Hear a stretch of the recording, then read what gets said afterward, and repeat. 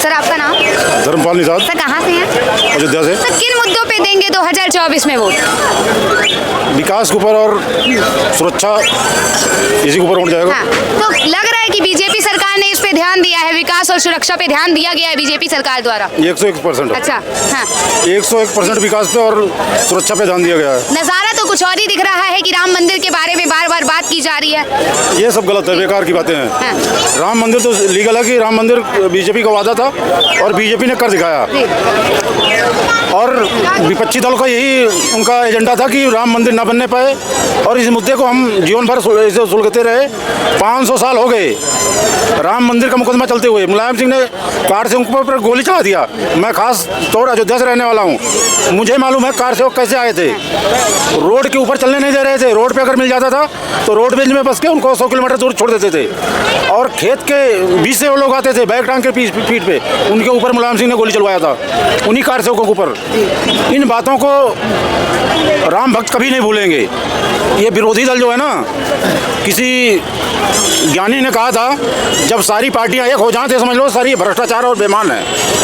ये शायद सरस्वती महाराज ने कहा था इन बातों को, और ये सत्य है। ये अपनी चोरी, अपने घोटाला सब बचाने के लिए सारे गठबंधन एक किए हैं। इनको पता है कि हम बीजेपी को परास्त नहीं कर पाएंगे।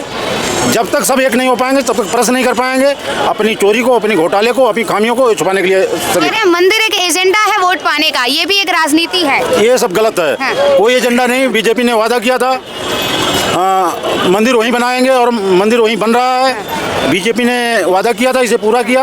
वादे तो और भी किए गए थे, फिर वो क्यों नहीं निभाए गए? सारे वादे पूरे किए, कौन सा वादा बच रहा अभी? हर वर्ष 2 करोड़ लोगों को रोजगार देने की बात कही गई थी। अगर आज देखा जाए तो 10 साल के अंदर 20 करोड़ लोगों तक रोजगार पहुंच जाना चाहिए। क्या लगता है कहां तक रोजगार पहुंच? रोजगार हमारा ख्याल है 70% पहुंच चुका है। हाँ। मैं जहाँ तक भली भांति जानता हूँ योगी गवर्नमेंट में। फिर भी यूथ धरना प्रदर्शन पर क्यों है? ये सब विरोधी दल हैं, विरोधी दल के नात रिश्तेदार हैं, विरोधी दल के परिवार हैं। ये जो किसान यूनियन वाले हैं, जो भी ये धरना प्रदर्शन कर रहे हैं, ये सब विरोधी दल वाले हैं और सब सुकून में है। आज के 15-20 साल पहले चले जाओ, गरीब लड़की की शादी में एक साइकिल देना भारी हो रहा था।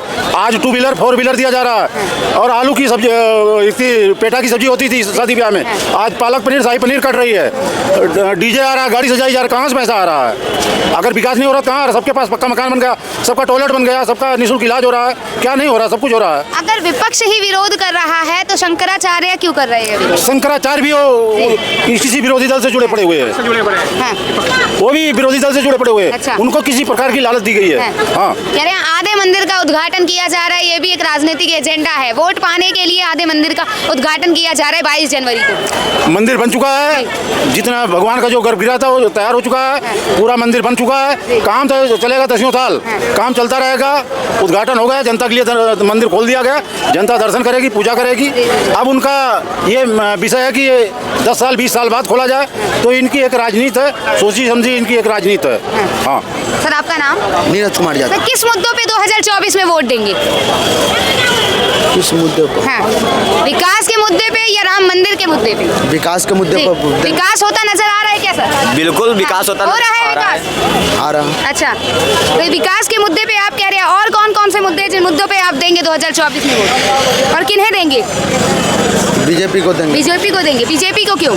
विकास करता नजर आ रहा है?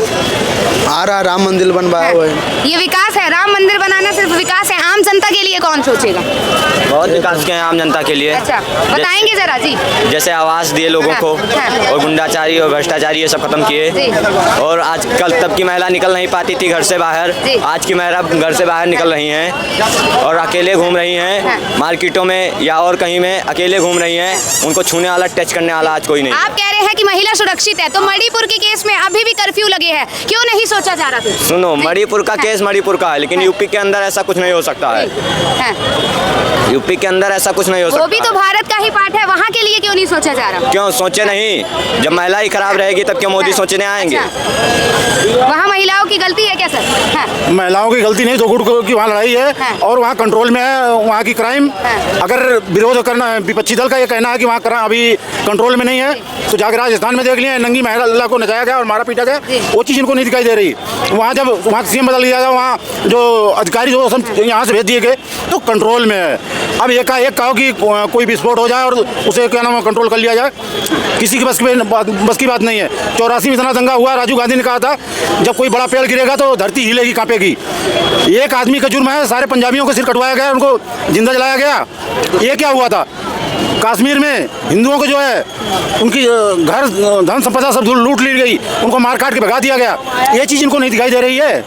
इंदिरा गांधी ने नसबंदी कानून लाया। नसबंदी कानून का मतलब क्या था? राहुल गांधी ये बता दें मुझे। आबादी घटाने के लिए, आबादी हिंदू की घटी पड़ी हुई है, जो बढ़ा रहा है उसकी क्यों नहीं नसबंदी की? जो आबादी बढ़ा रहा है उसकी नसबंदी क्यों नहीं की? नसबंदी हिंदू की केवल प्रताड़ित करने के लिए, इनको खत्म करने के लिए किया गया। ये इंदिरा गांधी की साजिश थी।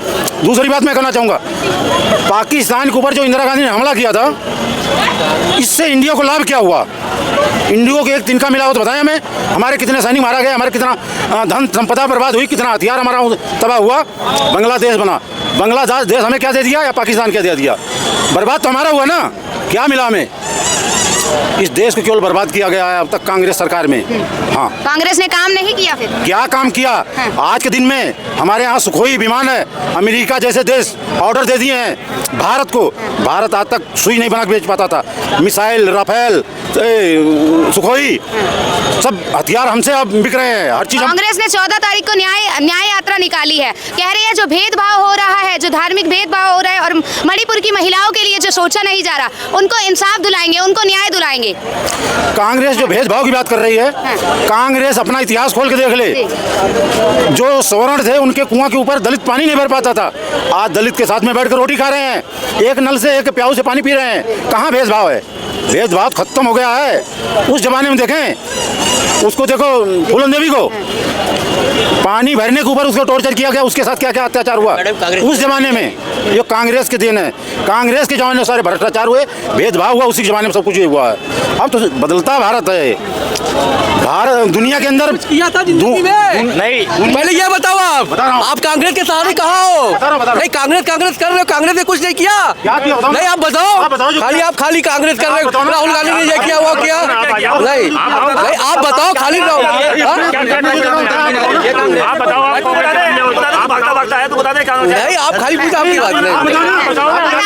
कांग्रेस के काम तो बताइए जी। मैं खुद अमेठी जिले का हूँ, राहुल गांधी का क्षेत्र का हूँ। और उन्होंने वहाँ पे ना BHL के नाम से कुछ फैक्ट्रियाँ थी जो अभी तक बंद पड़ी थी। अब जाके जब से बीजेपी सरकार आई है, जब से BHL में कुछ इंडस्ट्री, न्यू इंडस्ट्री, मैं अमेठी का खुद रहने वाला हूँ, मेरा जिला खुद अमेठी है। जो सड़कें गाँव में लाइट नहीं पहुँची, वहाँ पे आज भी जाके देखो, वहाँ पे केबल लाइन पड़ रही है, जल की व्यवस्थाएं हो रही है। क्या वो बात हो रही थी? कांग्रेस क्यों खत्म हो गई? कांग्रेस ने पाकिस्तान के ऊपर हमला किया, अपना धन संपदा बर्बाद किया। भारत को क्या मिला? आतंकवादी मिला है। भारत पे पाकिस्तान ने हमला किया, बांग्लादेश अलग कराया और भारत को आतंकवादी मिला। देश के कोने कोने में ब्लास्ट हुआ, निर्दोष जनता मारी गई और कांग्रेस ने कुछ कर नहीं पाया आज के दौर में।